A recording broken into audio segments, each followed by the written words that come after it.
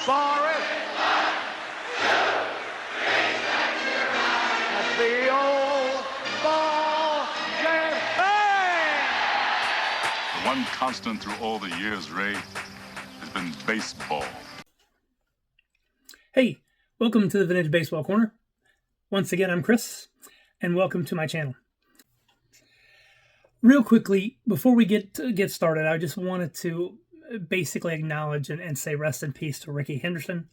It's been a tough year for some very, very good baseball players, but Rickey was the prime player right in the prime years of me growing up and watching.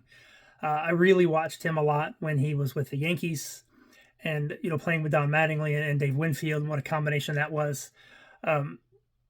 So it's tough to see someone like that go, especially someone who appeared to be in good health and was not that old. So, rest in peace to Rickey. I hope his family is okay and can take the good moments and just be joyous with those around Christmas.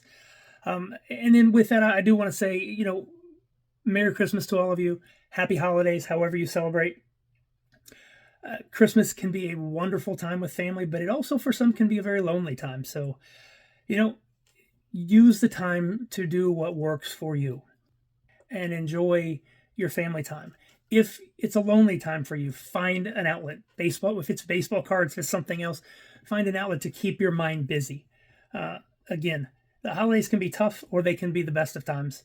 So I just wish you all a very good holiday season here in the next week or two, and hope that we can all find some joy.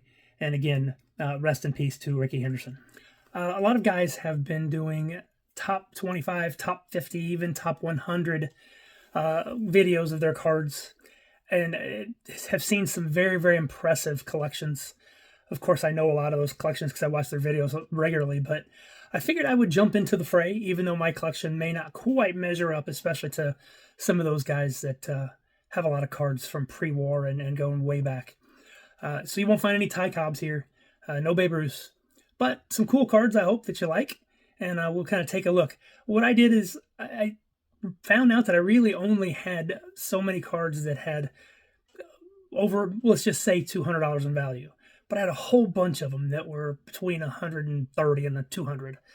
So what I did is I took some of my favorite ones of those and created a top 30, if you will, with 2 bonus cards. And I decided to go ahead and add the 2 bonus cards. They just kind of flowed, and you'll see when we get to the cards. I think it works. I'm going to put the values on the screen. I'm not going to talk about that too much in the video. I'm going to talk about the cards, maybe where I got them. I'll add the values and if I have that information, how much I paid for it, onto the screen while I'm showing you the cards. The values that I'm using are VCP, anywhere from middle to high, but I've self-adjusted a little bit, sometimes even bringing them down farther. The only time I'm going to use closer to high numbers are if the card is just centered perfectly and outstanding. So the number you see on the screen will be kind of my own adjustment to that, but they're all based on VCP averages. So I'm going to go through these cards in backwards order. I'll start with the 2 bonus cards, then we'll work our way down from 30 down to 1.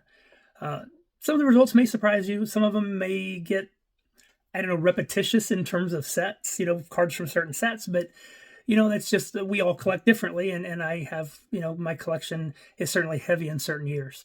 So I hope you like it. Let me know what you think. I'd love to hear your comments. I'd love to know, what card you like, which card you don't. Obviously, for the coming 2025, I'm looking to kind of where to fill some gaps, where to add some things for more cards. I'm going to still stay away from the pre-war time frame, quite frankly, because it would become a rabbit hole I would go down and stay in. There's plenty that I like from the 50s, 60s, 70s, and so on. You'll see even a few cards later than that in here, but that's it. Let's get to some cards. Again, please let me know. Thank you for joining me. I hope you enjoy. All right, here we go with the cards. These first 2 I'm going to call bonus cards. So they are number 31 and 32. I wanted to take a couple of cards that honored my favorite player growing up, Don Mattingly. This one is a 2021 Topps Tribute tribute to 1975 Topps. So any of you that are familiar with me know that I am huge on the 1975 set. So to combo this Mattingly with the 75 look and the signature, it's just a gorgeous card to me. There are different versions. There are ones that have purple on the inside and orange, and there's, I believe, some red signature versions that are a little bit more rare. But I kind of like the refractor look of the that inner border. As you can see, the colors changing. To me, it just makes the card look really, really cool. The other thing is I bought this on eBay, ungraded, and then had it graded. And this, I know it's not a heavily graded card, but this is the only 10 in existence. I have no idea what it would bring. I do believe it would bring a fair penny, and probably as much as some of the cards on the main list here. Just not sure how high it would go, but I think it would get in a few hundred. Anyway, so again, Mattingly autograph in the only 10 in existence. I really, really like that card. I just think it's really cool. Next up, and again honoring Mr. Mattingly, is a 1993 Donruss Elite. I wasn't collecting that. I picked this up in a collection that I bought. My understanding is these were tough to get in 92 and 93. They were numbered to 10,000.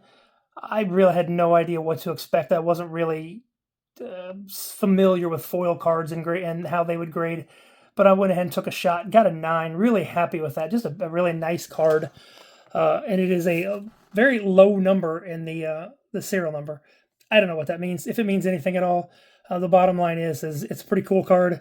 I don't think it was readily able to be pulled out of packs, so I figured I would showcase it here. Next, we're going to move on to the top 30. And we're going to stick with Mr. Mattingly one more time. And this is his rookie card, an 84 Donruss in a 9. Only pulled one of these as a kid. I had it graded a 6, and it sits in my collection and will stay there. This one I purchased in a set and had graded. So this was just in an ungraded set, had it graded, was fortunate enough to get the 9.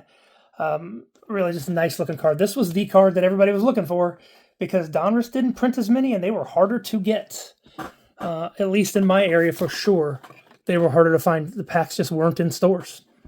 All right, next up, 1984 again, Donruss, a Nolan Ryan. Gem Mint 10. This is just a beauty. Again, perfectly centered, just sharp as can be. I entered into a pack break, I don't know, 5, 6, 7 years ago with Kurt Christensen on Facebook. He broke a wax box, and I bought one pack, and this was the card in it. Of course, I was hoping for the Mattingly, but I am not having a problem with this one at all. I sent it off to be graded, and that was, again, several years ago that I had it graded and was very, very happy with those results. Next up, we're going to stick with Nolan Ryan again. 1977. This is a PSA 8. Nice looking card, well centered. This looks really good in an 8. I'm happy with it. The 1977s are right here. See if I can catch it without some glare. Nice back. We'll go there. I have no idea where I bought that. Obviously, I bought it raw and had it graded, but I don't know where I got it. Next would be, we're going to drop down to 74. Mike Schmidt, second year. Nicely centered card. Not perfect. And maybe a little bit of a tilt to it, but still very nice. And better than most that you see from that year. Again, picked it up ungraded. I do believe. Actually, no, I bought this one graded. I'm sorry. It's testing my memory here, but there's the back on it. And that 74 Schmidt was number 27. We're going to stick with 1974 and go with Tom Seaver in an 8. I love this shot. Just with the crowd in the background. Him and his follow through. I love this card. It's a beauty in an 8. Man, it was kind of a target for me. I didn't think a 9 was going to be too feasible, but it felt like an 8 I could afford, and it's kind of fits right into here, into this collection. So, and as you'll notice, most of these, after we've got out of the first two, are pretty much all very similarly priced, all in that same neighborhood, all just probably under $200 or so, give or take. Next, we're going to drop to 73, and we're going to go with the Mike Schmidt rookie. Again, another card that I picked up in a collection. This is a VGEX4. It's off-centered a little bit left to right. Still a nice-looking card. Happy with it. picked it up, had it graded, and I had it graded probably in 2018 or so. It was before COVID, that much I know. But Mike Schmidt, which also features Ron Say on the card, although that is not Ron Say's rookie card. He was on a similar 3-player rookie card in 1972. But Mike Schmidt rookie goes right there. I'm going to stay in 73 here for a little while. Go back to Tom Seaver. Got a near mint 8 on this one. Good looking card, centered well. I believe I bought this one graded a few years ago. Just looks nice. The price was pretty fair at the time. And just really like the look of it. So Seaver in an 8. Put that right there. Next we're going to bring Mr. Reggie Jackson to you in an 8. 1973 as well. Again, sometimes you can't really tell because of the borders on these edges of the slab, but this is a very, very nice card. Got pretty solid centering on it. Again, picked this one up already graded. Definitely happy with it. The back is not as centered as I would like, but that's pretty common from that year, and I can live with it.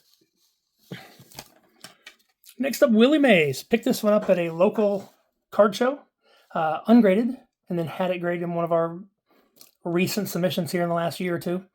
Actually, I was kind of surprised. I thought the high upside was a 7 on this and thought it was more likely a 6. But I'll take it. Happy with it. A little bit, left to right center. He's not perfect. But still, nice looking card for the final solo player card of Willie Mays in his playing career. I know he was on a World Series card in 1974, but that is his final solo card. And next up in this group is a beautiful 1971 Tom Seaver. So I can, again, get some of that foam reflection off of there. Beautifully centered. Just a really, really nice card. See if I can go this way with it. Left, right looks great. Just for a 71, this baby's sharp. I like it. And fits very, very nicely in my Tom Seaver run.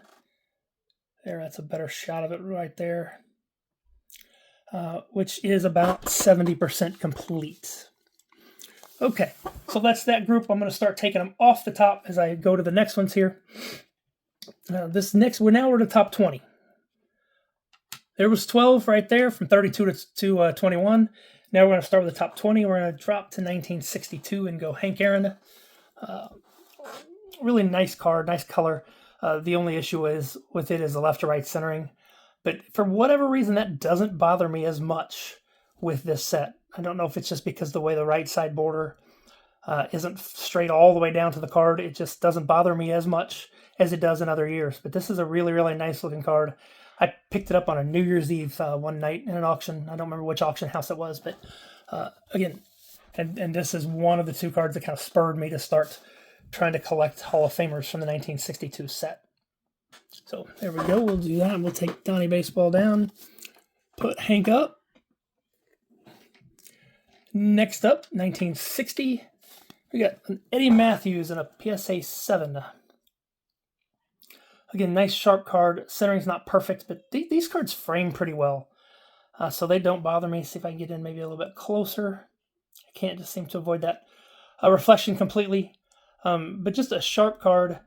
They frame pretty well, so the centering isn't really a big deal. But it's not perfect. It's off a little bit both ways. And here's a good shot of that back, a nice clean back on this Matthews. So we're going to put this right up here.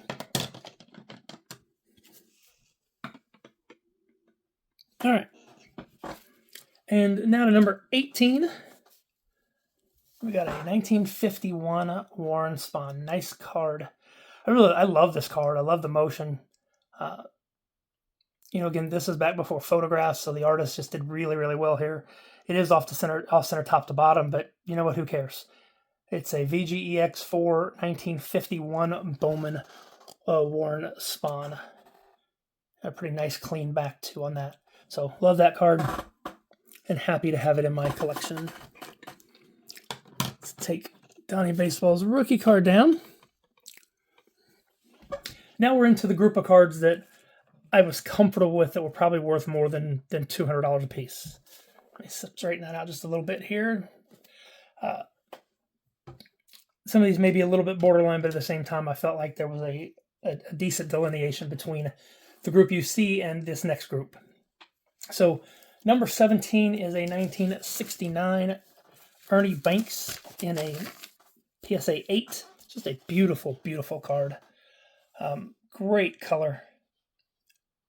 Centered well. Not perfectly, but centered very, very well.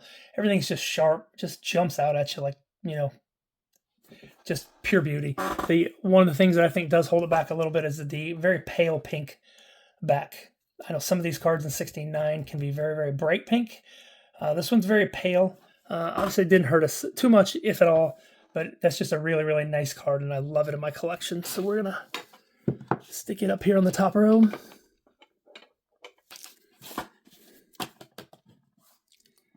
And next, number 16 is part of my 75 set. You will see a decent bit of 75s here.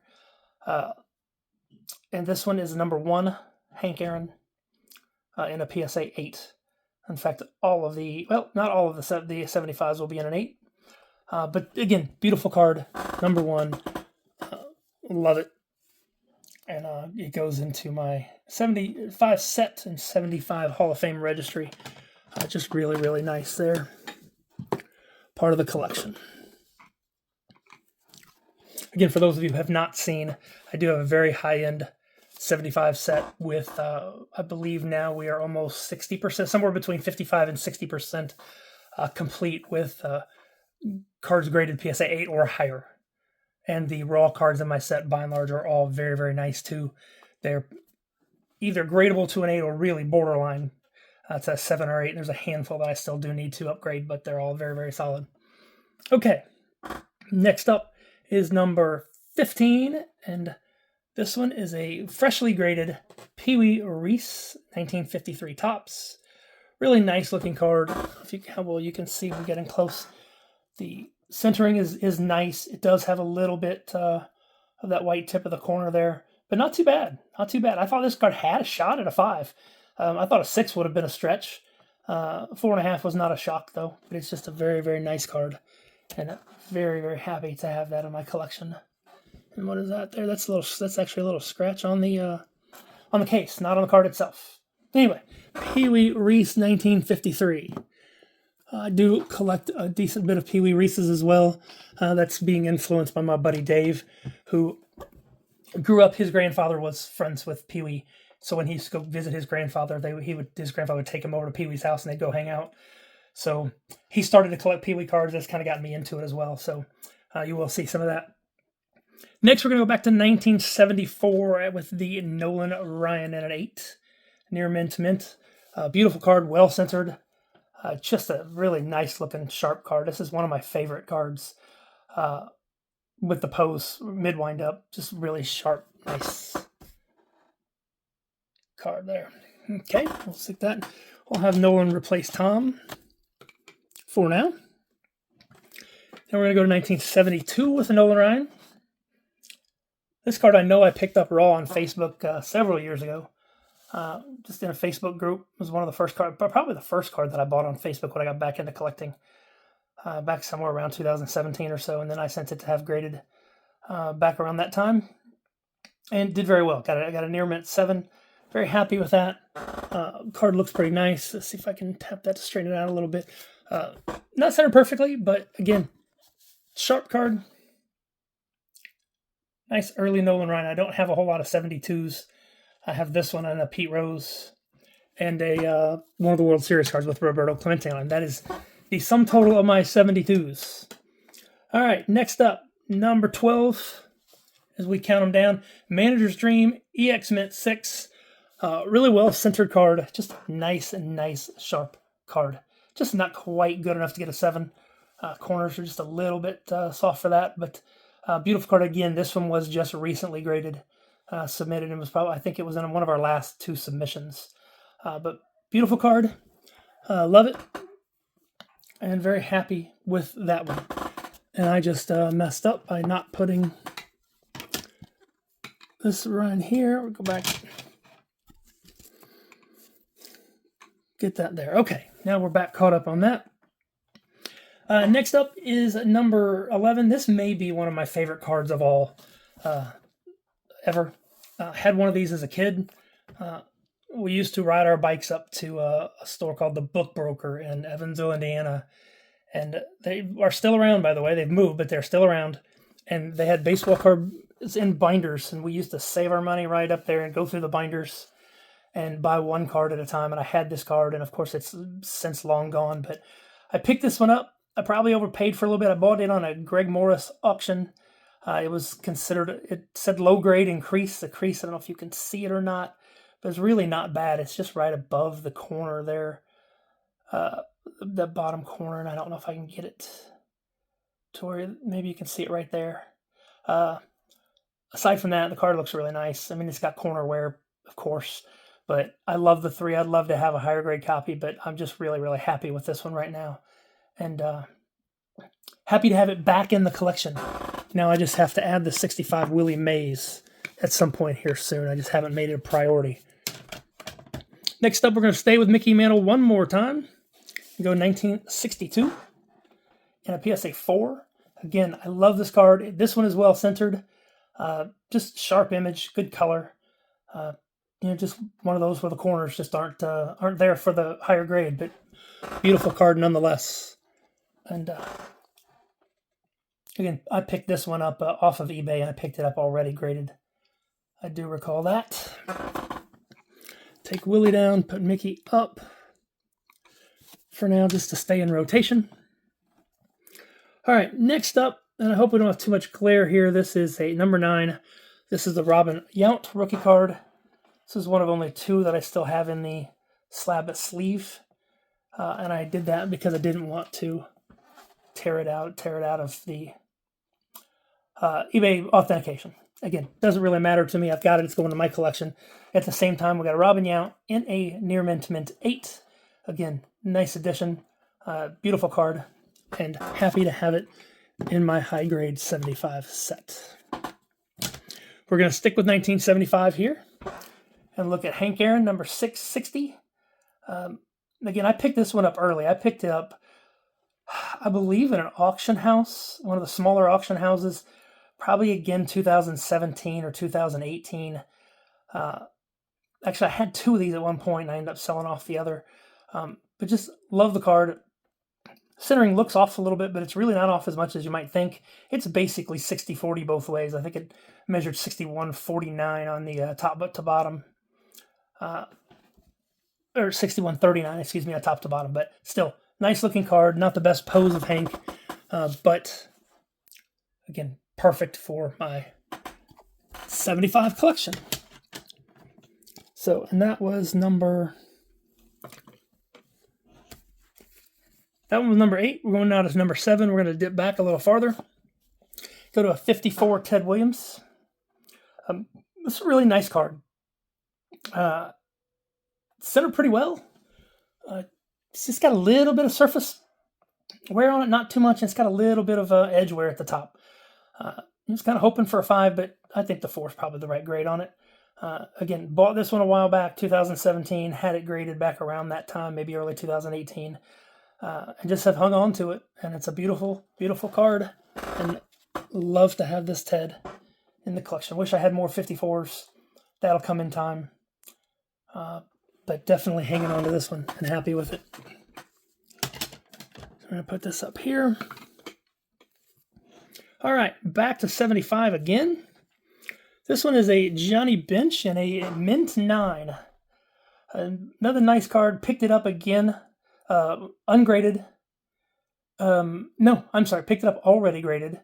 But got it fairly cheap back, before COVID. It does have the one fisheye on the bottom right, which is a bummer, but that does still fit within their standards for a 9. It can't have one surface or print spot like that. It doesn't bother me too much. Obviously, if it was on his face or just right on his shoulder, right in the middle, it would bug me. But down there in the corner, don't even think about it twice. But again, nice looking card. Johnny Bench in a 9. That's a card you just need to celebrate having in your collection. Okay, keep rotating. Another 75.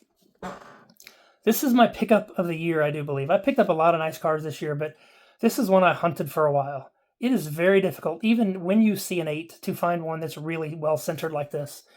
And I hunted for a while, at times balked at the price, at times balked at the centering, but found one that's just really, really clean, well centered. It's basically perfectly centered, and just very, very happy with it. Obviously, it was fairly recently graded. I bought it graded, so I did pay for it, as you will see on the screen. But just a beautiful, beautiful card. And this is kind of this was the last big card that I needed for the Hall of Fame registry to complete it. But love my 75 Nolan Ryan. Just a beauty. See if we can get that right up here without knocking things over. There we go. Turn it down. 4 more cards to go. Next up, last of the 75s. George Brett rookie in an 8. Again, I got this one in a sleeve, so it might have a little extra glare, but wanted to keep it in there. Just nice card. Not perfect. Love to have, heck, I'd love to have a mint 9, but you know, with those costs. So happy with this one. This one was picked up, I believe, in 2023, but it might have been earlier in 2024. I think it was 23 though. Just very nice George Brett rookie in a near mint 8. Beautiful. I'm going to leave Hank up there, put George there, so we've got mostly 75s across that top row. And actually, I'm going to take Robin Yount here, put him up there so we can put that there. I know they're out of order at that point, but still, I'm stacking cards to block. All right, 3 more cards to go. One of my favorite cards, yet also one of the lowest grade cards that I have. This is a 2.5 1953 Satchel Paige. Really nice looking card. Good eye appeal for, but it's definitely got the wear, surface wear and corner wear that justifies that grade. Still, hold it at arm's length. That's a beautiful card, and I'm very, very happy to own it. And there's a nice look at the back. Good clean back on it. As you can see there's some surface stuff, some wrinkle going on right there above the 0 and 220. 2.5 is the right grade. I have no problem with that. Picked this one up again at a small auction house, one that's no longer in existence. Picked it up for, it'll be on the screen, but I think about $100, and then had it graded. And just beautiful. Happy to have it. So we'll take down Nolan here. Go there. I'm going to take him down here. So we have... All right. Next is the very first card that I bought when I came back to collecting in 2017, I believe. It might have been late 16, but the very first card I picked up was this Mickey Mantle, which is just a really, really nice copy. It's an EX5. Beautifully centered. The surface is gorgeous. It just has corners that don't allow it to go any higher. And I'm very comfortable with that. It's just a beautiful card with eye appeal for days. The back looks good. Get that off of there. And just a very, very nice high-end copy of a 5 of the 1960 Mickey Mantle. Let's see if you can look in there. Ignore the reflection on the phone. But just really sharp, really nice. Just very, very happy with that. And now we're down to the number 1 card, the most valuable card that I have. Crazily enough, is not a autoed modern card. It's not anything crazy enough like that. But we are going back to the 80s. Left-handers. This one by Mattingly. Oh, hang on to the roof. Goodbye, home run. Don Mattingly.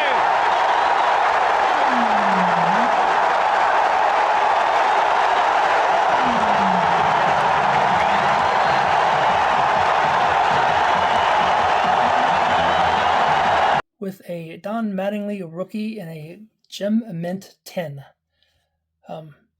This is a beautiful card. It's centered all the way around. Very, very nice. Just ecstatic to get this. I picked this up in a trade. I'll chronicle that trade in depth in another video. coming up here in the beginning, early part of the new year. But again, to trade, I think everybody won on that trade, but this was just a beautiful card. I'm very, very happy to own it. I have never gotten a better than an 8 when trying to have my own grade. I think I have a 7 and 2/8. So maybe I should just get a 9 so that I have one all the way through from 7 to 9. Anyway, that's it. That's the number 1 card. It's the best one that I have in terms of value today. I do appreciate, and what do I take down here? I guess I'll take down Manager's Dream. And I do appreciate you checking it out. We'll see what happens next year, how much things change. Honestly, I don't expect to buy as much next year than I did this year. Maybe I'll focus on specific cards. But I really hit the 75 set hard this year. So we'll figure that part out. Thank you for joining me. Please let me know what you think. Obviously, these cards aren't as high end as some of the other guys that are doing this. Especially the pre-war guys that have a lot of the earlier stuff. I just can't afford to get into that rabbit hole, as I call it now, because I would go straight down in, and I just can't afford to get into that. So I'm sticking with kind of what you see, 50s, 60s, 70s.